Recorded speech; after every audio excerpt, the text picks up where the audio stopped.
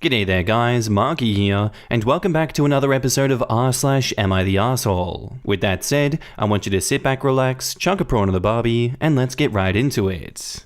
Am I the arsehole for refusing to stop saying my mother kidnapped my son? So I, female 32, emigrated to my husband's 39 home country 5 years ago, and we have a beautiful son who is 3. My mother, 52, has always been controlling and frankly is a typical narcissist.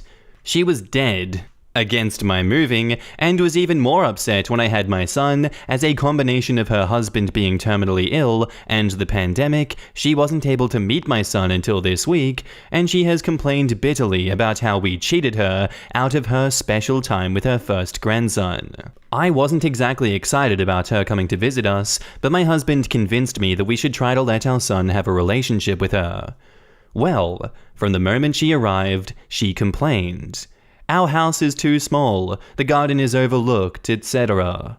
She complained my son doesn't speak much English, and so she can't communicate with him. She complained that my son didn't want to hug her, that he wanted to stay with his paternal grandmother. My son spilt a drink, and she shouted at him. We are taking the gentle approach, so I told her not to do that, and why, and she lost it, telling me I have no idea how to raise a kid. I told her that she needs to respect my methods or she can leave. She stopped, but the whole rest of the day you could tell that she was furious. That night, my son was just having one of those nights where he just isn't going to sleep through. My poor husband also had an IBS flare-up in the early hours, and we realized we had no medication. When my son settled at around 7:30 a.m., I decided to do a quick run to the 24-hour pharmacy to get some medication, leaving son and husband both asleep on the sofa. I was gone for 20 minutes, but when I came back, my mother's rental car was gone, and so was my son while my husband was still asleep. He was as shocked as I was they had gone. I tried my mother's mobile, but no answer. After 45 minutes of me becoming increasingly hysterical, I called the police, who came out very fast, and when I explained as above, took things very seriously. 6 hours later, my mother pulled back up and started telling the police that I had told her that she could take my son out for the day. I am currently 6 months pregnant, and she said that it must be pregnancy brain, which the police seemed to accept, and acted like the matter was closed, since my son was home safely and showing everyone the toys he had been bought. I told my mother to leave and that I never want to see her again. She started telling family that I kicked her out for no reason, and she can't find a hotel, and they blew up my phone, to which I told them that she had kidnapped my son, and I'm going to pursue this with the police. Now I'm being called an asshole for saying my son was kidnapped when he was just taken on a day trip by his loving grandmother, and that an accusation like this could affect my mother's job as a nurse. OP has offered the following explanation for why they think they might be the asshole. Telling police/family that my mother kidnapped my son when she took him out for the day without telling myself or my husband. Now in the comments, kidnapping is taking a child out of the custody of their legal guardian without permission or justification. That is literally the definition of what your mother did. By definition, she kidnapped your child. There are a lot of laws against that, and it should affect her work as a nurse. There are rules about nurses not being kidnappers for a reason. They have to be able to be trusted with people who are vulnerable, and kidnappers are by definition untrustworthy. And OP replies, "Thank you. I knew she wasn't the most trustworthy person, but this is off the charts. Not the asshole, I would have lost it. She left your home with your child. She neither asked permission or left a note. Your poor son probably doesn't know and was traumatized. She can't find a hotel? Her problem. Her actions are the reason that you banished her from your home. Tell the people who are calling you, instead of calling you to bitch, that their time is better suited trying to find her a hotel room or an Airbnb. Traumatized is right. It sounds like she treated him like crap before that. It must have felt like being taken by a monster, not the asshole. Also, you should press charges and make sure that a restraining order is put, because it's only going to get worse from there. This was a kidnapping of a small child, and should be taken with the utmost seriousness. OP replies, a small child that she had physically spent less than 24 hours with and couldn't talk to. I would be hysterical too. It is my worst nightmare that my mother would kidnap my kids. My older one knows her, from before contact was cut, but the younger one does not. Take this very seriously. Your mother can easily escalate. Did she even have an appropriate car seat for your child? I'm betting not. And OP replies, this thought is making me sick. Either she didn't and risked his life, or she did, so this was pre-planned. And now back up to the post, we have an edit. Lots of people are saying my husband shouldn't have pushed for this meeting. You were right, but I don't think he was wrong. He didn't force me to agree to it. I ultimately had the final say. And I get it. He is, and we are, lucky that his parents are amazing, so despite knowing my mother isn't great, he didn't want our son to miss out. We expected some snide comments and awkwardness, but were ready to ignore that for our son. Since my mother's normal weapon of choice is nasty comments, he wouldn't understand, so if we kept smiling, he wouldn't know. I feel grief that my son is going to miss out on having another grandmother, but she made her bed. Edit 2, holy dooly, is this real life?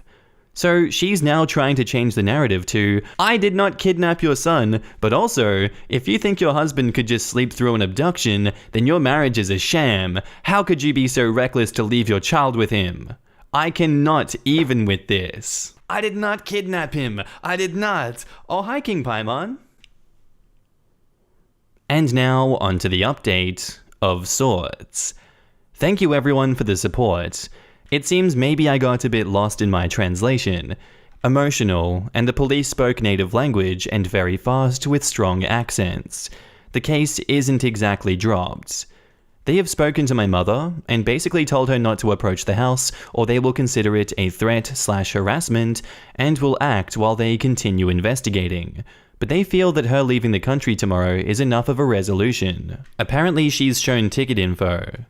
I'm still getting a lot of grief from my family saying that I should understand my mother is struggling after her husband died and so on.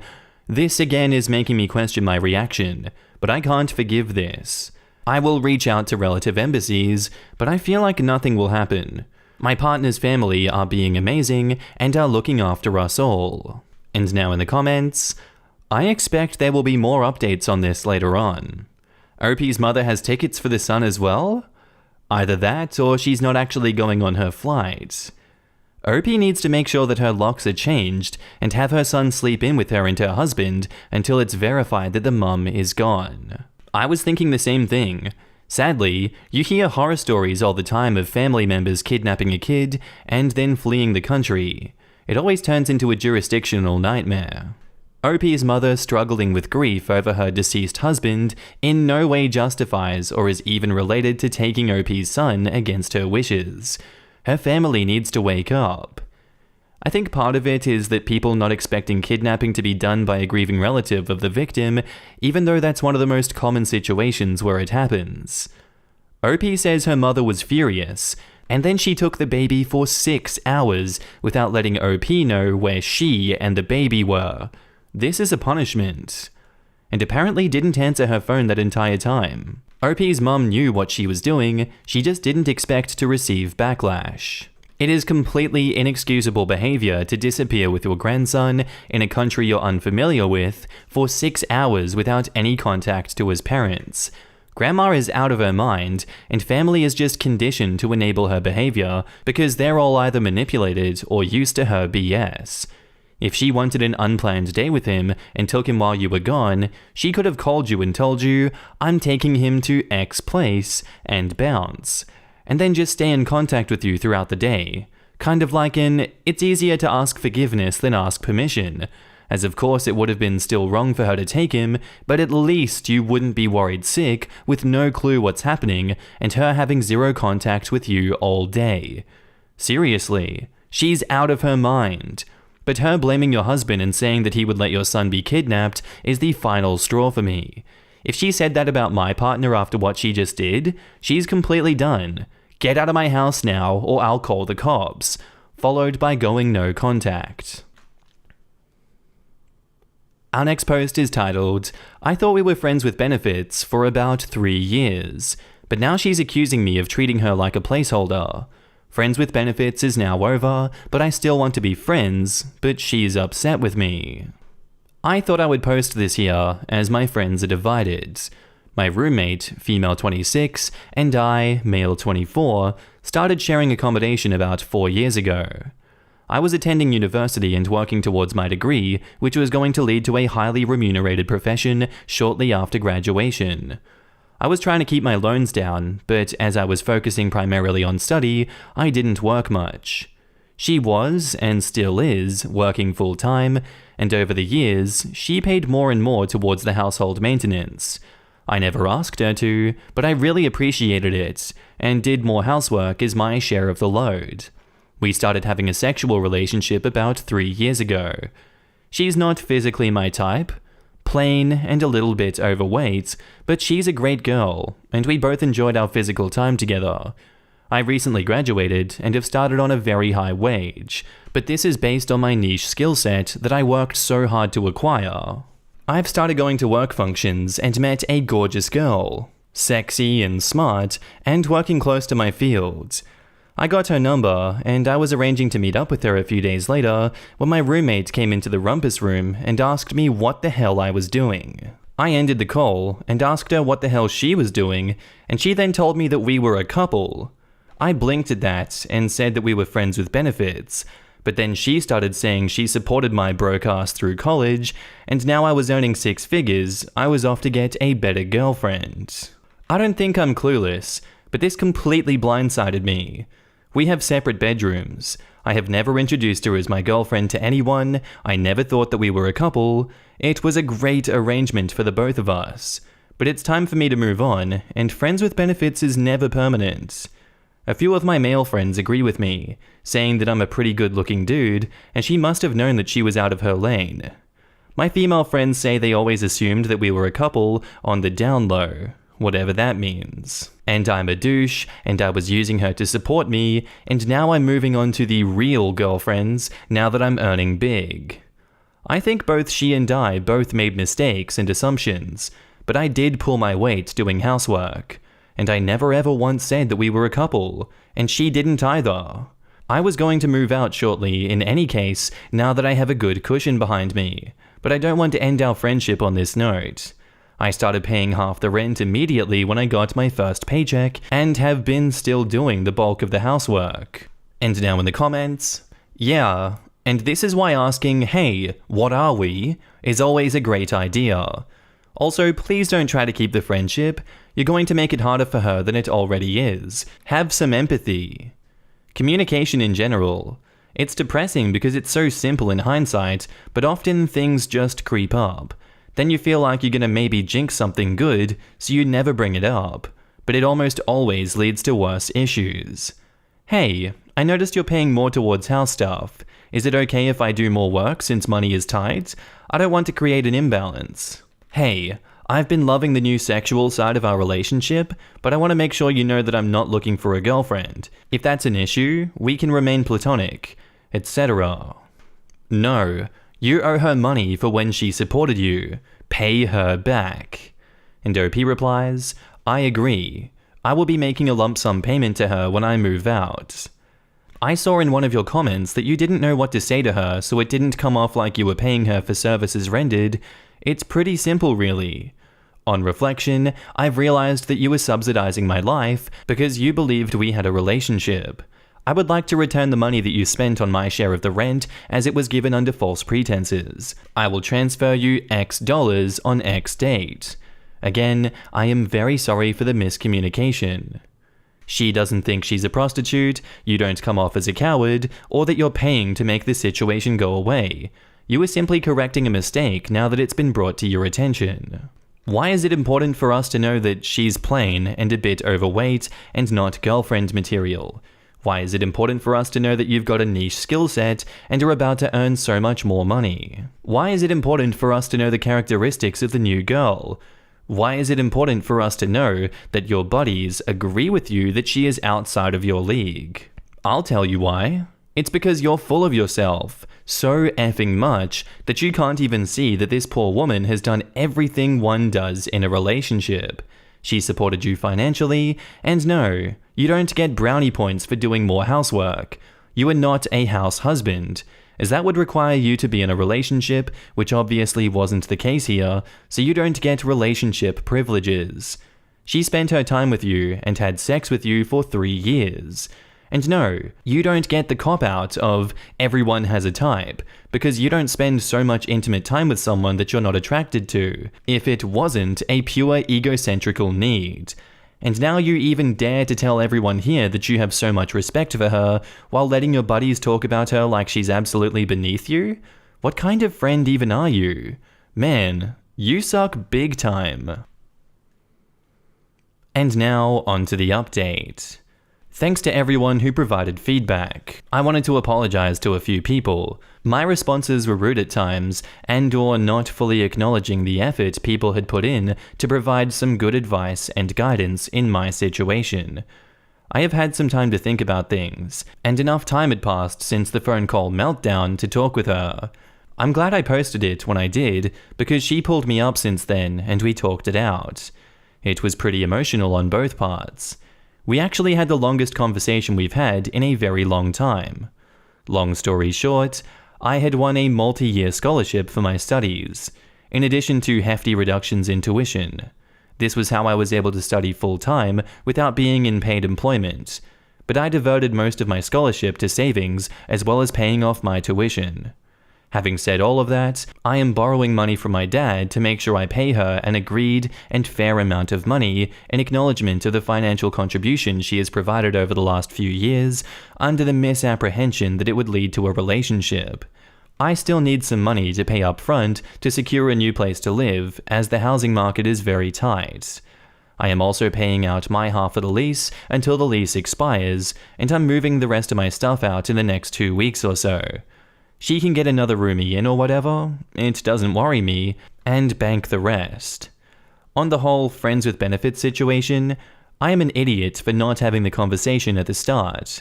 I am also a douche for not calling a halt to the friends with benefits the moment that I started looking at dating.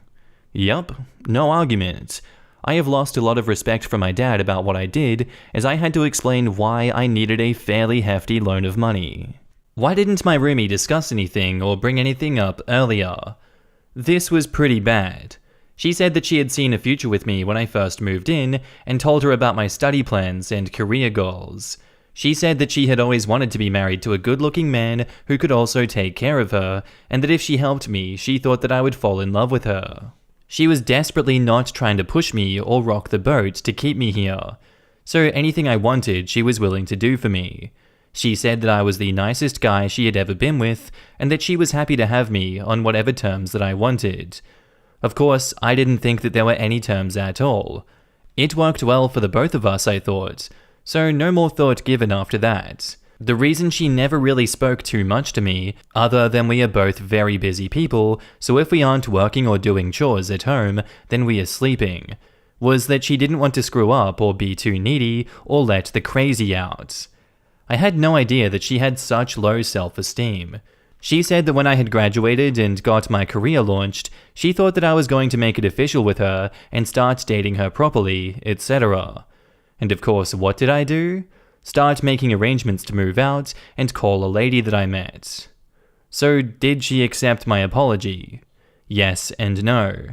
I used some of the suggestions people made about how I should have clarified things earlier, apologized for the hurt that I had caused, and tried to reset our circumstances. I think she just accepted the apology to try and please me. So no, I have tried, but there is no saving this.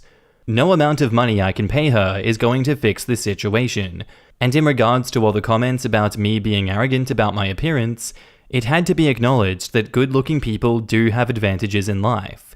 I, however, have been given a good reality check by this whole situation, as it's caused as many problems as it is solved. I've been staying in the cheapest, cleanest motel I could find after I had the conversation with her, as I don't feel like being in the same house anymore now that we both know the reality of the situation. I still have a lot of stuff in my room that I don't need for work, but I'll get that shifted as soon as I secure new accommodation. So thanks everyone for your advice.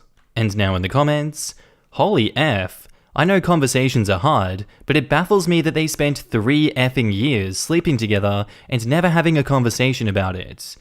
As a woman who used to be young with no self-esteem, I can see it. She knew that he was out of her league, in her mind, and she knew that he felt that way too. And she was never going to say or do anything to rock the boat and chance him losing what little interest he had in her. She wasn't going to have a conversation and risk him thinking of her as clingy or needy. She kept being there when he wanted to have sex with her, and she kept spending her money to support him, hoping that he'd eventually find her worthy of him. As a woman who also used to be young with no self-esteem, I wish I could tell this young woman that there is not a thing she will do that will change this dude's mind. If he already felt like this, you squeezing yourself into a bowl is not going to make him love you more. If anything, it serves to verify that you're not worth it to him.